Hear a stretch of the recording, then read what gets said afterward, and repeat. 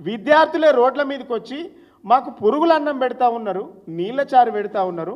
అసలు మాకు కేసీఆర్ పాలనలో నాణ్యమైనటువంటి భోజనం ఉండే, ఆ భోజనం లేదు, చదువు లేదు, కనీసము ఇక్కడ నాణ్యమైన ఫుడ్ లేదు అనేసి రోడ్ల మీదకి ఎక్కితే, విద్యార్థులు స్వచ్ఛందంగా రోడ్ల మీదకి ఎక్కితే మా నాయకులు వెళ్ళి పరామర్శించేంత వరకు కూడా ప్రభుత్వానికి పట్టి లేదు, అలుకు లేదు, పలుకు లేదు, ఉలుకు లేదు.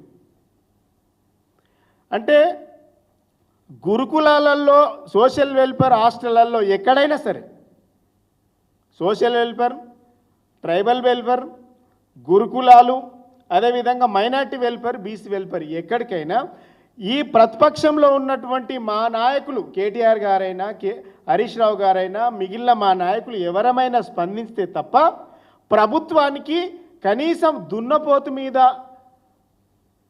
కనీసం ఉలుకు లేదు, పలుకు లేదన్న చంద్రంగా కనబడుతూ ఉన్నది. ఎందుకు ఈ సమస్య? మీరేమో చెయ్యరు, చేసే వాళ్ళనేమో అడ్డుకుంటా ఉన్నారు. ఈ రాష్ట్రంలో ప్రభుత్వం ఉందా లేదా అని అడుగుతాం.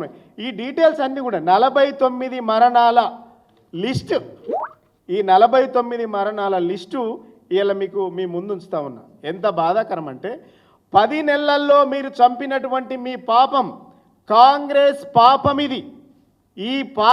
ఈ ప్రభుత్వ పాపానికి నిలువెత్తు నిదర్శనం నా బిడ్డలు చనిపోయినరు అంటున్నా.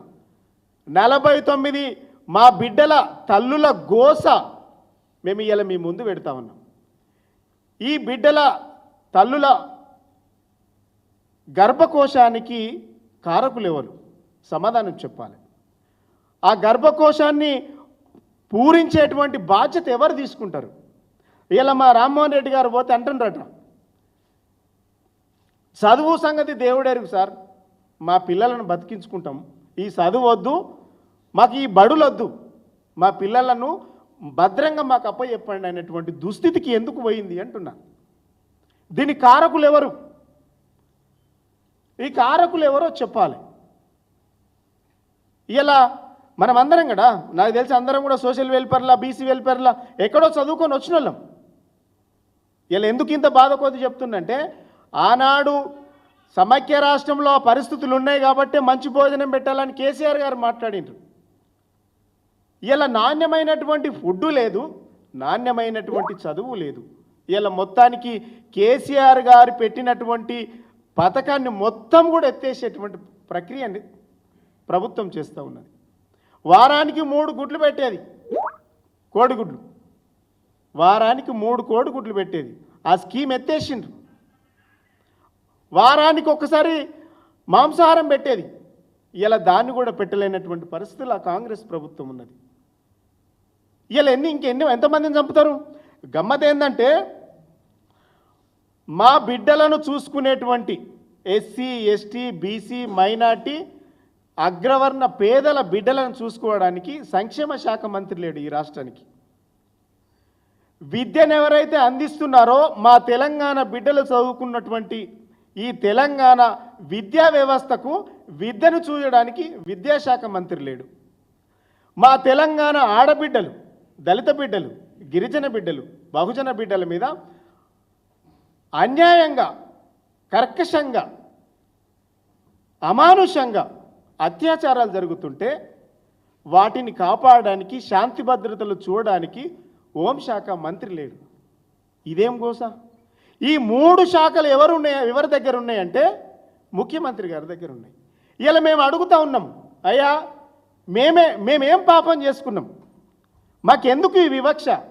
మాపై ఎందుకు ఈ కక్ష? దళిత బిడ్డలు, గిరిజన బిడ్డలు, అగ్రవర్ణ పేదలు చనిపోతూ ఉంటే మీరు ఎందుకు స్పందించరు? మీ మంత్రులు ఎందుకు స్పందించరు? ముఖ్యమంత్రి 29 సార్లు ఢిల్లీకి వెళ్ళిండు.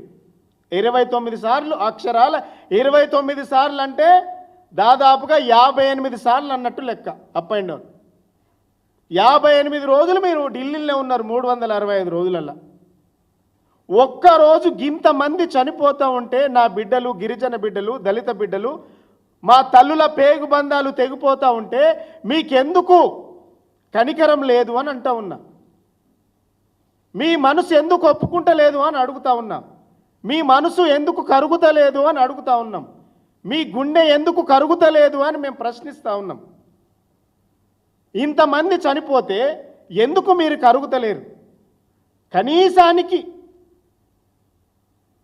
వాటి మీద సమీక్ష లేదు.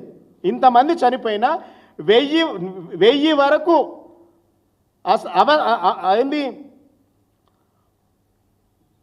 అస్వస్థకు గురైతే వాటిని పరిశీలించరు, వాటి మీద సమగ్ర విచారణ జరిపించరు. ఇలా మేము ఏం పాపం చేసుకున్నాం? ఈ రాష్ట్రంలో రాజ్యం ఉన్నదా? ప్రభుత్వం నడుస్తున్నదా? ప్రజాస్వామ్యం ఉన్నదా? ప్రజాస్వామ్యము ఏడో హామీగా పెడతామని చెప్పిండ్రు కదా, ఏడో గ్యారంటీగా పెడతామని చెప్పిండ్రు కదా, ఎక్కడుంది ఈ ప్రజాస్వామ్యం? ఎవరి కోసం ఉన్నది? బడుగు బలహీన వర్గాల బిడ్డలను చంపడానికి ఉన్నదా అని అడుగుతా ఉన్నాం. మా గిరిజన బిడ్డలను, ఆడబిడ్డల మీద అన్యాయంగా అత్యాచారాలు చేయించడానికి ఉన్నదా ఈ ప్రజాస్వామ్యం? ఈ కాంగ్రెస్ ప్రభుత్వం ఎందుకున్నది? మాకు అన్యాయం జరిగినప్పుడు, మా బిడ్డలు చనిపోయినప్పుడు, మా బిడ్డలు ఆకలి కేకలతో లేకుంటే విషాహారం తిని చనిపోతూ ఉంటే, ఇలా ఆత్మహత్యలు చేసుకుంటూ ఉంటే స్పందించని ప్రభుత్వం ఎందుకోసం, ఎవరి కోసం? ఇది ముఖ్యమంత్రి గారు చెప్పాలి. మీకు సమయం లేదు, రివ్యూ చేసే అవకాశం లేదు. కనీసం సెక్రటరీ, ఎడ్యుకేషన్ సెక్రటరీ మాట్లాడు, గురుకుల సెక్రటరీ మాట్లాడు, బీసీ వెల్ఫేర్ సెక్రటరీ మాట్లాడు, హోంశాఖ సెక్రటరీ మాట్లాడు. ఈ ఎందుకు మరి గవర్నమెంటు? ఎందుకు ఈ గవర్నమెంటు? ఎవరి కోసం, ఎవరి ప్రయోజనాలు కాపాడడానికి ఈ ప్రభుత్వం నడుస్తుంది అని అడుగుతా ఉన్నాం మేము. ఇది ఎంత బాధాకరమైనటువంటి విషయం అంటే, ఇంతమందికి చావులకు కారణమైనటువంటి ఈ ముఖ్యమంత్రి, ఈ కాంగ్రెస్ ప్రభుత్వం, మంత్రులు ఎవరి ప్రయోజనాలు కాపాడడానికి ఇలా రాష్ట్రాన్ని పరిపాలిస్తున్నారు? ముఖ్యమంత్రి గారు ఈ నెల బహుశా నవంబర్ 14 తారీఖున బాలల దినోత్సవం రోజు కార్యక్రమంలో పాల్గొన్నాడు.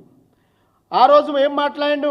విద్యార్థుల పైన ఎవరైనా గురుకులాల్లో చదువుకున్నటువంటి విద్యార్థులలో నాణ్యమైనటువంటి భోజనం లేకుంటే వారిని జైలుకి ఈల్స్తామని ప్రగల్భాలు పలికిండు. ఇలా ఎన్ని రోజులైంది మీరు మాట్లాడి? 10 రోజులు కూడా కాలేదు, 12 రోజులు అయింది. మరి ఏం జరిగింది? ఒక్కరి మీదనన్నా కేసులు పెట్టినరా? ఒక్కరి మీదనన్నా పనిష్మెంట్ ఇచ్చిండ్రా? నాణ్యమైనటువంటి భోజనాలు పెట్టకుంటే విద్యార్థులు చనిపోతూ ఉంటే వారి మీద మాత్రం చర్యలు లేవు. లిక్కర్ అమ్ముడు పోతలేదు అని మాత్రం ఎక్సైజ్ అధికారుల మీద మాత్రం వాళ్ళ మీద పనిష్మెంట్ ఇస్తుండ్రు.